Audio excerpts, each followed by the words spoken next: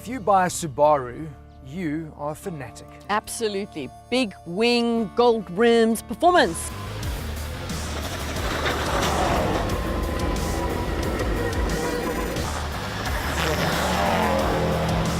Or of course, you've got a canoe, mountain bike, surfboard strapped somewhere on your Subaru and you're out in the bush or at the beach. Absolutely. It's all about adventure or performance. So really polar opposites. But Subaru's new brand pillar or, selling point that they're pushing is safety.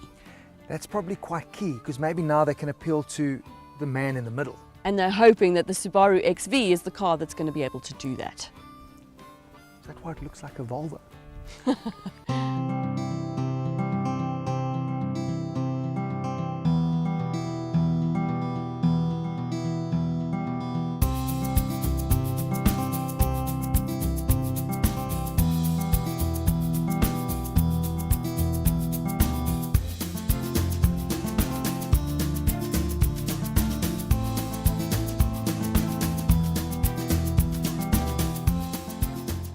Dominated by pretty SUVs. Finally, one for the boys. Absolutely. It does have definitely a masculine appeal, and goodness, but it's better than the old one. That thing was ugly as sin. Yeah. I don't know what it was. Maybe it was the I didn't mind it, but this certainly does look fantastic. Yeah, they've smoothed it out. I can see the Volvo similarities you're talking about, but definitely it has more of a crossover appeal. And I love the scuff plates. It's still got that 220mm ground clearance. So roof rails. For the adventurer out there, yeah, this is kind of ticking all those boxes. Absolutely. And I mean the ride, you talk about ride height, it's such a nice car to drive. It really is lovely on the road. They've done a lot of work. I mean, this is their new global platform. Absolutely. So we're going to be seeing this used on most Subarus going forward. Yeah. But they've lowered the centre of gravity. They've improved the rollover, the torsional rigidity has been rear improved. Suspension is different as well. I mean, it's 80% an all-new car. Yeah.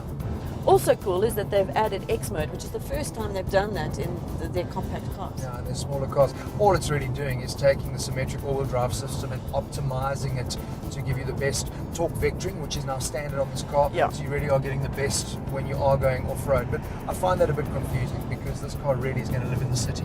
Do you need it? Probably not. I agree. X mode you probably don't need around the city, but torque vectoring, great also for safety.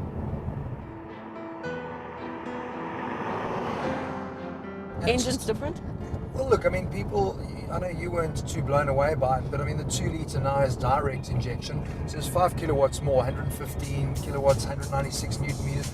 I find it works really well. I know most journos hate CVT, but I find the CVT on the Subaru is the best of the bunch. It really works well. Look, I'm not a big fan, no, of the engine and gearbox in this car, but I think the ride quality makes up for that, and more than anything, the interior and the way you feel inside this car makes up for it. Wow, bland would define Subaru in the old days. Probably some of the most comfortable seats that I've sat in a long time. Absolutely. They've done a lot of work in terms of that. But just, they've gone up market. The Japs are finally caught away. We're in the top specs, so obviously we've got this 8-inch touchscreen, which is amazing. It's got Apple CarPlay, it's got Android Auto as well. Yeah, you've got the screen up the top as well, which is constantly changing and talking about Eyesight and showing you what Eyesight is doing.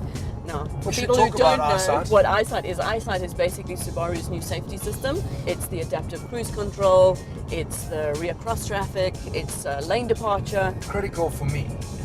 Most manufacturers have this. Yeah. This is the one that works the best. They said it's been in development for 20 years, and I should hope after 20 years it's really good. And it is.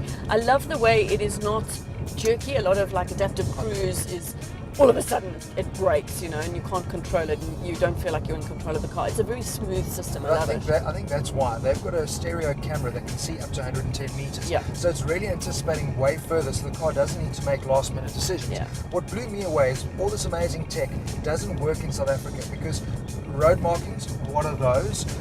Most of our roads don't even have that. But last night, driving this car in the dark, it was warning me that I was departing lanes where they weren't even marking. So it really works well identifying pedestrians, cyclists, and obviously other cars. But for you as a mom, what is really cool, what they've added in as well, when you put the car into reverse, the car will actually brake for you if you haven't seen an object behind you. So you think little Rosie on a scooter. Like, it's amazing the level of safety they've added in, and they've won tons of awards for it. They have. So. I mean, some people say it's better than Volvo's system to draw that parallel again. So really excellent and nicely spec'd on top of that as well. So for your 430,000 Rand in the top spec we're driving, you do get a lot. It's probably clever that they've simplified the offering to only 2 models. So 385 is a start point, but I think it's worth forking out a little bit more if you look at the competitors and what you are getting for this car. It's worth that money spent. It's, for me, a fantastic all-round package. Great drive, great car. The new XV is certainly not about performance. And while it definitely has elements of adventure and might appeal looks-wise to an adventurer, it's not all about adventure either. So maybe they've done a really good job in terms of finding that man in the middle with the appeal to safety. I really have enjoyed the XV, but there is one major letdown disappointment with this car, and that's the boot. I mean, South Africans are SUV mad. They're buying it because there's a perception of space, even though usually they're wrong.